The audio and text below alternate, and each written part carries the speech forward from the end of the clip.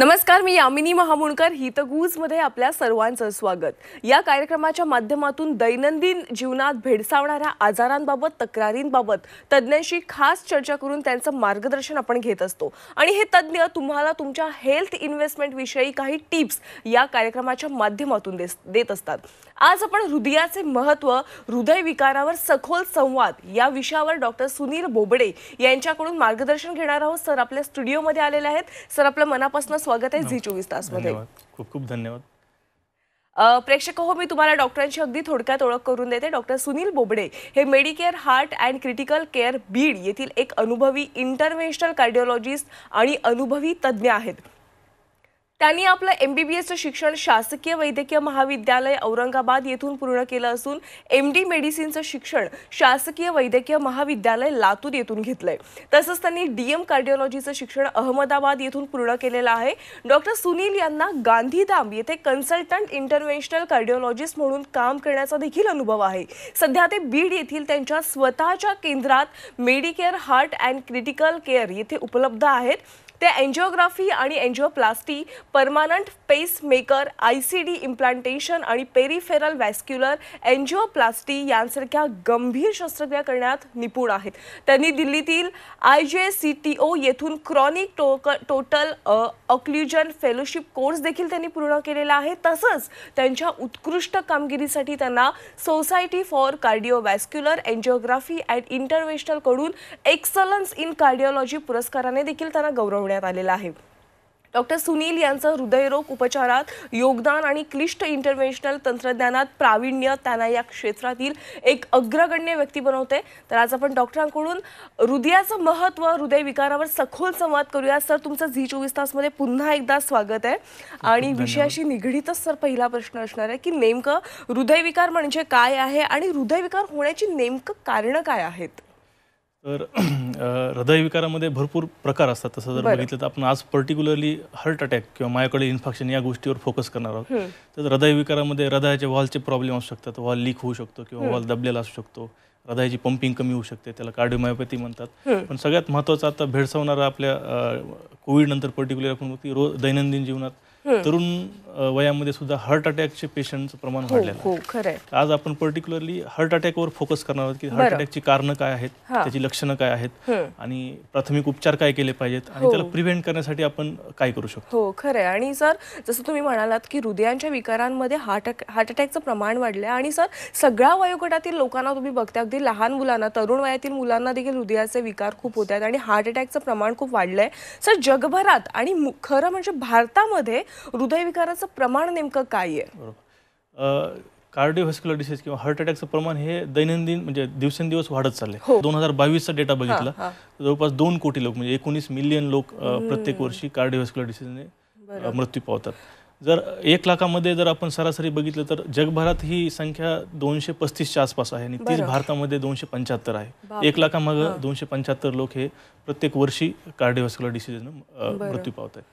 पण सर या सगळ्याला कारणीभूत नेमकं काय आणि मुळात हृदयविकाराची लक्षणं कोणती दिसून येतात? हृदयविकार म्हणजे काय? आता ऍक्च्युली हार्ट अटॅक म्हणजे कोणी आपल्या हृदयावर अटॅक करत नाही. हार्ट अटॅक काय असतो? आपण जर तुम्ही मूठ बांधली अशी हृदयासमोर ठेवली, ह्या ज्या धमन्या आहेत तशाच हृदयाला आपण रक्तपुरवठा करणाऱ्या धमन्या असतात. कारण की आपलं हृदय हे 24 घंटे कंटिन्यू काम करत आहे, त्याला ऑक्सिजनची गरज असते. जर हृदयाला रक्तपुरवठा करणाऱ्या धमनी बंद पडली किंवा त्याच्यामध्ये रक्ताची गाठ बनली, क्लॉट तयार झाला तर हृदयाला अटॅक येतो आणि हृदयाचं काम कमी होतं. त्याला आपण बेसिकली हार्ट अटॅक म्हणतो. तर हार्ट अटॅक म्हणजे काय होतं की जी हृदयाची रक्तवाहिनी आहे त्याच्यामध्ये रक्ताची गाठ तयार होते किंवा चरबीचा ब्लॉकेज ज्यावेळेस तयार होतो त्याला आपण हार्ट अटॅक आला म्हणतो. आणि त्याचे प्रमुख लक्षणं काय आहेत? तर सगळ्यात महत्त्वाचे 2 लक्षणं आपण म्हणू शकतो. एक आहे छातीमध्ये दुखणं किंवा तीव्र वेदना होतात, दुसरं आहे दम लागणं. प्रत्येक व्यक्तीला हीच लक्षणं असतात असं नाही, पण मेनली सामान्यतः कॉमनली हे 2 लक्षणं आहेत, छातीत दुखणं, दम लागणं. याच्या व्यतिरिक्त दुसरे लक्षण असू शकतात की तुमच्या जबड्यापाशी दुखू शकतं, डाव्या हाताला दुखू शकतं, पाठीमागं दुखू शकतं, सोबत घाम येतो, मळमळ, उलटी, चक्कर आल्यासारखं वाटू शकतं, तुम्हाला छातीवर दडपण आल्यासारखं वाटू शकतं. हे प्रमुख लक्षणं आहेत हार्ट अटॅकमध्ये. डॉक्टर खरं तर कोणत्याही आजाराचं निदान केल्याशिवाय त्याच्यावर उपचार करणं अशक्य आहे. तर हृदयविकाराचं निदान करण्यासाठी कोणत्या चाचण्या करणं सर्वात महत्त्वाचं आहे? बरोबर. जर हे लक्षणं मी आता जे तुम्हाला सांगितले, छातीत दुखत असेल किंवा चालताना दम लागत असेल, तर खूप सिंपल टेस्ट आहेत. आपण जसं की ECG इलेक्ट्रोकार्डिओग्राम ज्याला आपण म्हणतो, 2D इको आहे, हृदयाची सोनोग्राफी आहे, स्ट्रेस टेस्ट आहे. ह्या सिंपल तपासण्या आहेत ज्याच्यामध्ये आपण पूर्ण हृदयाच्या पंपिंगविषयी, हृदयाला रक्तपुरवठा कसा आहे ह्या गोष्टींची माहिती घेऊ शकतो.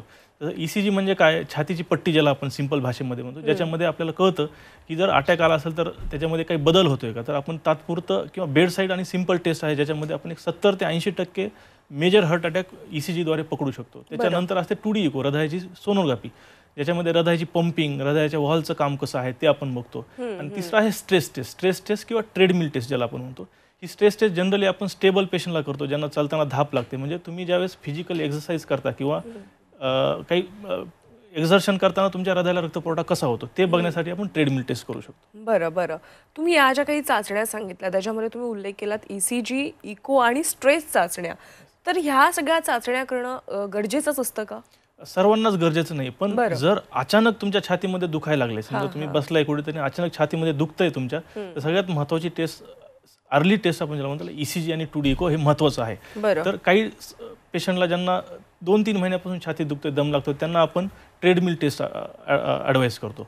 तसंच काही कार्डियकचे ब्लड टेस्ट सुद्धा आहेत, कार्डियक एन्झाईम ज्याला म्हणतो, ज्याच्यामध्ये समजा सुरुवातीचा ECG नॉर्मल आलाय पण लक्षणं आपल्याला वाटतात की हार्ट अटॅकचे आहेत, तर अशा वेळेस आपण हृदयाच्या काही कार्डियक एन्झाईम जसं की ट्रोपोनिन I, CPKMB ह्या ब्लड टेस्ट करून सुद्धा काही छोटे मोठे जर अटॅक असेल तर ते अर्ली पकडू शकतो. बरं सर, समजा कोणाला छातीमध्ये दुखायला लागलं आणि अगदी त्याच क्षणाला त्यांच्या सांध्यामध्ये किंवा हातामध्ये, पाठीमध्ये, जबड्यामध्ये पुन्हा एकदा तशाच काही कळा लागायला लागल्या किंवा तशाच वेदना जाणवायला लागल्या, तर अशा वेळेस नेमकं काय करणं गरजेचं आहे? सर्वात पहिले तर तुम्हाला हे लक्षणं आहेत हे तुम्हाला लक्षात घ्यायचं की हे लक्षणं काहीतरी वेगळे आहेत. रोजच्या पेक्षा छातीमध्ये वेगळं दुखतंय किंवा हे पित्तावर घालण्यापेक्षा किंवा त्याला दुर्लक्ष करण्यापेक्षा तुम्ही तुमच्या आजूबाजूच्या कलिगला किंवा मित्राला किंवा रिलेटिव्हला इन्फॉर्म करा. स्वतःवर ते वेळ वाया घालायचा नाही. सगळ्यात आधी तुम्ही काही जे काम करत असाल ते थांबवायचे, हालचाल थांबवायची आणि शांत पडून राहायचे. जवळ हेल्पसाठी कोणाला बोलवायचं, जर पॉसिबल असेल ॲम्ब्युलन्स किंवा एखादी गाडी असेल तर आपण जवळच्या हॉस्पिटलमध्ये जाऊन जे तपासण्या सांगितल्यात ECG वगैरे करणं गरजेचं. तात्काळ ॲक्टिव्ह होणं गरजेचं आहे, कारण की याच्यामध्ये वेळ महत्त्वाचा असतो. गोल्डन आवर ज्याला म्हणतो आपण, की विदिन 1 आवर जर आपण ह्या तपासण्या करून हृदयाच्या रोगाचं निदान केलं तर मृत्यूचं प्रमाण जे आहे ते आपण टाळू शकतो. तुम्ही हे एक चांगली गोष्ट सांगितली की अशा जेव्हा वेदना आपल्याला जाणवतात त्यावेळेस लोक काय करतात तर तात्पुरता बाम लावतात, एखादा मलम लावतात, शेक घेतात आणि तो वेदना ती थांबण्याची वाट बघतात. तर ते नाही करायचंय. प्रेक्षकांना पण मला सांगायचं, प्रेक्षक जर तुम्हाला अशी काही लक्षणं जाणवली, लगेचच तुम्हाला आपल्या रिलेटिव्हला, आपल्या सोबत असणाऱ्या कोणत्याही माणसाला सांगा आणि लगेचच डॉक्टरांकडे जा आणि योग्य तपासणी घ्या. सर, हृदयविकाराच्या सध्या उपचारांच्या अनेक पद्धती आलेल्या आहेत, तर त्याविषयी सांगा. बरोबर. तर हृदयविच्या विकारामध्ये आपण प्रामुख्याने 2 प्रकारामध्ये उपचार पद्धती करू शकतो. एक आहे औषध गोळ्यांचा उपचार आणि दुसरा आहे शस्त्रक्रिया. तर सुरुवातीला कुठेही इनिशियल स्टेजमध्ये ज्यावेळेस आपण चेस्ट पेन किंवा छातीत दुखते म्हणून हॉस्पिटलला जर गेलो आणि जर आपल्याला निदान झालं की हार्ट अटॅक आहे, तर आपण सुरुवातीला काही रक्तपातळ व्हायच्या गोळ्या जसं ॲस्पिरिन आहे किंवा जर रक्ताची गाठ बनलेली असेल असं निदानास आलं तर ती गाठ तोडण्यासाठी थ्रोम्बोलायटिक्स एजंट असतात, जे ब्लॉक तयार झाला आहे, क्लॉट तयार झाला आहे, तो तोडण्यासाठी ते इंजेक्शन देऊ शकतो रक्तपातळ व्हायचे. ते त्याच्यामध्ये भरपूर प्रकार आहेत. आणि जर समजा तुम्ही अशा एखाद्या टर्सरी सेंटरला जिथं कॅथलॅब अवेलेबल आहे, जिथं म्हणजे हायर सेंटरला जिथं अँजिओग्राफी, अँजिओप्लास्टी होते, तर सुरुवातीच्या ECG करून ज्यावेळेस आपल्याला निदान होतं की ह्यांना अटॅक आहे आणि नस ब्लॉक निघण्याचे चान्सेस आहेत, तर आम्ही अशा पेशंटला काउन्सिलिंग करून अँजिओग्राफीसाठी घेतो. तर अँजिओग्राफी ही चाचणी आहे ज्याच्यामध्ये 100% निदान लागणार की तुमच्या हृदयाच्या ज्या नसा आहेत त्याच्यामध्ये ब्लॉकेज आहे की नाही. आणि त्या तपासणीच्या निष्कर्षाहून आम्ही पुढे डिसिजन घेणार की ह्यांना अँजिओप्लास्टी लागेल का, बायपास लागेल का, औषध गोळ्यावर पुढे उपचार कंटिन्यू करायचा. सर, तुम्ही एन्जिओग्राफीचा देखील उल्लेख करता. तर एन्जिओग्राफी नेमकं काय असतं हे अनेकांना अद्याप देखील माहीत नाहीये. तर त्याविषयी अगदी थोडक्यात माहिती द्या आणि ती कशी केली जाते आणि ती कितपत महत्त्वाची आहे, काय सांगाल तुम्ही यावर? अँजिओग्राफी ह्या शब्दाचा जर लिटरली विचार केला की अँजिओ म्हणजे ब्लड व्हेसल किंवा जी आपली धमनी आहे, आणि ग्राफी म्हणजे जसं आपण फोटोग्राफी किंवा व्हिडिओग्राफी करतो तसंच अँजिओग्राफी म्हणजे हृदयांच्या नसांची एक प्रकारची व्हिडिओग्राफी आहे. अँजिओग्राफीमध्ये आपण काय करतो, हाताच्या धमनीतून किंवा पायाच्या धमनीतून हृदयापर्यंत जातो आणि हृदयाच्या ज्या नसा आहेत त्याच्यामध्ये एक प्रकारचं द्रव्य किंवा कलर ज्याला डाय आपण म्हणतो ते इंजेक्ट करतो आणि एक्सरे मशीनद्वारे त्याचे फोटो घेतले जातात. आणि आपल्याला त्यातून काय लक्षात येतं की हृदयाच्या कुठल्या नसामध्ये ब्लॉकेजेस आहेत का. जनरली हृदयामध्ये डाव्या साईडला 2 मेन नसा असतात आणि उजव्या साईडला एक नस असते आणि त्या अँजिओग्राफीमध्ये आपल्याला हे लक्षात येईल की मेन नसामध्ये जे हृदयाच्या कुठं ब्लॉकेजेस आहेत का. अँजिओग्राफी ही सिंपल प्रोसिजर आहे. डे केअरला समजा तुम्ही जर आले तर एक 2 ते 3 तासामध्ये प्रोसिजर होते. 2 ते 3 तास आम्ही त्यांना सांगतो की काही खाऊन येऊ नका, हातातून करतो आणि जर समजा अँजिओग्राफी नॉर्मल आली किंवा ब्लॉकेजेस क्रिटिकल नाही आले तर आपण सेम डेला 2-3 तासामध्ये पेशंटला घरी पण पाठवू शकतो. याच्यामध्ये काही वेदना वगैरे होतात का रुग्णांना, की त्याचीच खूप अनेकांना भीती असते डॉक्टर? तर बरेच मिसकन्सेप्ट आहेत. अँजिओग्राफी ही आपण फक्त छोट्या नसातून करतो. जसं आपण बऱ्याच वेळेस कुणी ना कुणी आपण IV सलाईन लावलेलं असतं, बरोबर. सेम तशा छोट्या कॅथेटर टाकून आपण अँजिओग्राफी, ह्याच्यामध्ये कुठे चिरफाड नसते, काही नाही, लोकल भूल देतो आपण तेवढ्या एरियामध्ये, त्यामुळे वेदना होत नाहीत आणि पेशंट लगेच 2 तासामध्ये आपण डिस्चार्ज करून घरी पण पाठवू शकतो, ते त्याचं काम करू शकतो. डे केअरची प्रोसिजर आहे, त्याला काही घाबरण्याची गरज नाहीये. नक्कीच. सर, कोरोनरी धमनीमध्ये समजा काही अडथळा असेल तर तशा वेळेस काय करायचंय रुग्णांनी? बरोबर. अँजिओग्राफी केल्यानंतर आपल्याला लक्षात येईल की ब्लॉकेजेस आहेत का नाही. तर तीव्र ब्लॉकेजेस निघाले तर ब्लॉकेजेसच्या पर्सेंटेज वाईज आपण त्याचं डिसिजन घेतो. जर हृदयाच्या तिन्ही नसामध्ये ब्लॉकेजेस निघाले तर बऱ्याच वेळेस आम्ही साधारणतः बायपास ॲडवाईस केला जातो. 1 किंवा 2 नसामध्ये ब्लॉकेज निघाले तर आपण त्याला अँजिओप्लास्टी ॲडवाईस करतो, ज्याला स्टेंट टाकणं म्हणतो स्प्रिंग. तसंच काही वेळेस जर ब्लॉकेजेस क्रिटिकल नाही निघाले, समजा 70% खाली किंवा 60%, 50% ब्लॉकेज असेल तर अशा पेशंटला आपण औषध गोळ्यावर सुद्धा ठेवू शकतो. बरं. पण सर, एन्जिओप्लास्टीचा मगाशी तुम्ही एन्जिओग्राफी बद्दल सांगितलं, काय कशा पद्धतीने ते केलं जातं, पण एन्जिओप्लास्टी देखील आहे तर ते करणं आवश्यक आहे का? सगळ्याच पेशंटला अँजिओप्लास्टीची आवश्यकता नाही. जसं मी सांगितलं की जर तुमच्या ब्लॉकेजेसच्या तीव्रतेवर आपण तो निर्णय घेतो. जसं की समजा एखाद्याची अँजिओग्राफी केली आणि त्यांना 90% ब्लॉकेज निघाला किंवा 100% नस ब्लॉक आहे, अशा वेळेस मात्र अँजिओप्लास्टी करणं गरजेचं आहे. पण ज्यावेळेस 60-70% ब्लॉकेज आहे तर आपण त्याला औषध गोळ्यावर ठेवतो. तिन्हीचे तीन नसा ब्लॉकेज निघाल्या किंवा कॅल्शियम खूप आहे ज्याच्यामध्ये स्प्रिंग टाकू शकत नाही, अशा वेळेस बायपास लागतो. अँजिओप्लास्टी पण सिंपल प्रोसिजर आहे. हाताच्या नसातून जे आपण अँजिओग्राफीसाठी सुई लावली होती त्याचद्वारे एक दुर्बीण, छोटी ट्यूब किंवा कॅथेटर ज्याला म्हणतो, एक 2 मिलीमीटरपेक्षा छोटं कॅथेटर असतं. त्या कॅथेटरद्वारे ब्लॉकेजमध्ये आपण एक वायर क्रॉस करून बलून त्या ब्लॉकेजच्या ठिकाणी फोडतो आणि तो जे ब्लॉकेज झाले त्याला दूर सारतो आणि त्याच ब्लॉकेजच्या ठिकाणी एक स्प्रिंग सोडतो, त्याला स्टेंट ज्याला म्हणतो. ही सिंपल त्याला कोरोनरी अँजिओप्लास्टी म्हणतो. म्हणजे एकंदरीत पहिली जी ट्रीटमेंट केली जाते ती एन्जिओग्राफीची असते आणि त्याच्यानंतर मग आपण ठरवतो एन्जिओप्लास्टी करायची आहे की नाही. डॉक्टर, परत एकदा एन्जिओप्लास्टी म्हणजे नेमकं काय असतं आणि या प्रक्रियेदरम्यान कोणत्या स्टेप्स तुम्ही घेता त्याविषयी सांगा आणि त्याचं किती महत्त्व आहे? बरोबर. कारण की आपण बघतोय की ज्यावेळेस नस 80-90% ब्लॉक असते तोपर्यंत पेशंट स्वतःला अडॅप्ट करून घेतात, त्यांना काही त्रास होत नाही. पण 30 नस ज्यावेळेस तुमची हृदयाची 100% ब्लॉक होते त्यावेळेस तुम्हाला अटॅक येतो आणि अशा वेळेस बऱ्याच वेळेस आपल्याला वेळ भेटत नाही. काही पेशंट आपण बघतो जागेवर कोलॅप्स होतात आणि जागेवर त्यांचा मृत्यू होतो, वेळ भेटत नाही. जर आपण अँजिओग्राफीद्वारे अचूक निदान केलं आणि तुमचे जे अँजिओप्लास्टी करून जर ब्लॉकेजेस दूर सारले तर भविष्यामध्ये अटॅकची भीती राहणार नाही. तर अँजिओप्लास्टीमध्ये जसं मी सांगितलं स्टेप्स सिंपल आहेत. हातातल्या किंवा पायाच्या नसातूनच आपण जातो, तिथं वायर क्रॉस करतो आणि आधी प्री डायलेटेशन म्हणजे ते ब्लॉकेजला दूर सारून बलूनद्वारे अँजिओप्लास्टी केल्यानंतर त्यानंतर स्प्रिंग टाकतो, त्यामुळे स्टेंट ज्याला म्हणतो. आणि त्याच्यानंतर एक 24 घंटे आपण पेशंटला ऑब्झर्वेशनसाठी ICUला ठेवतो आणि नेक्स्ट डेला काही रक्तपातळ व्हायच्या गोळ्या 6 ते वर्षभर आपण त्यांना ॲडवाईस करतो की तुम्हाला वर्षभर रक्तपातळ व्हायच्या गोळ्या खायच्या, त्या मात्र गरजेच्या आहेत अँजिओप्लास्टी नंतर. नक्कीच. असं जग जसं बदलतंय तसं उपचाराच्या पद्धतींमध्ये देखील खूप प्रगती आल्याचं आपल्याला बघायला मिळतंय. तर हृदयविकाराच्या उपचारांमध्ये नेमक्या कशा पद्धतीने प्रगती आली आता? आपण बायपास म्हणलं की माहिती आहे कन्व्हेन्शनल ओपन हार्ट सर्जरी आहे, पण अँजिओप्लास्टी ही आपण सिंपल परक्युटेनियस म्हणजे हातातल्या नसातून करतो, काही चिरफाड नाही, काही नाही. अँजिओप्लास्टीमध्ये आता नवीन तंत्रज्ञान आले जसं की आयवास, इंट्राव्हेस्क्युलर सोनोग्राफी, OCT, ऑप्टिकल कोहेरन्स टोमोग्राफी, याच्यामध्ये जसं आपण CT स्कॅन करतो बाहेरून तसंच हृदयाच्या नसांची पण CT स्कॅन किंवा इमेजिंग ज्याला म्हणतो, हृदयाच्या नसांमध्ये जाऊन सोनोग्राफी केली जाते. त्याच्यामध्ये हृदयाचं ब्लॉकेज किती % आहे, ॲक्युरेट त्याची लेंथ किती आहे, किती मिलीमीटरचा स्टेंट घ्यायचा, हे अचूक निदान आपण ह्या तंत्रज्ञानाद्वारे घेऊ शकतो, ज्याच्यामध्ये कॉन्ट्रास्ट पण कमी लागतो. तसंच ड्रग इल्युटिंग बलून्स आता आले, DEB ज्याला म्हणतो आपण, की प्रत्येकाला जर स्टेंट पॉसिबल नसेल, खूप लांब ब्लॉकेज असतील किंवा छोटी नस ब्लॉक असेल तर आपण स्टेंट न टाकता त्याला ड्रग इल्युटिंग बलूनद्वारे सुद्धा खोलू शकतो आणि ते पेशंटचं लाईफस्टाईल सुधारू शकतो. नक्कीच. सर, सगळ्यात महत्त्वाचा प्रश्न की हृदयविकार टाळण्यासाठी कोणती खबरदारी प्रत्येकाने घेतली पाहिजे?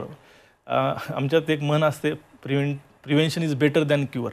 तर कुठलाही आजार होऊच न देणं किंवा त्या आजारासाठी असणारे जे कारण आहेत त्या कारणाला जर आपण वेळेत आटोक्यात आणलं ते आजारच होणार नाहीत आणि ते आजार नाही झाले तर तुम्हाला ह्या बाकीच्या गोष्टींचं सामोरं जावं लागणार नाही.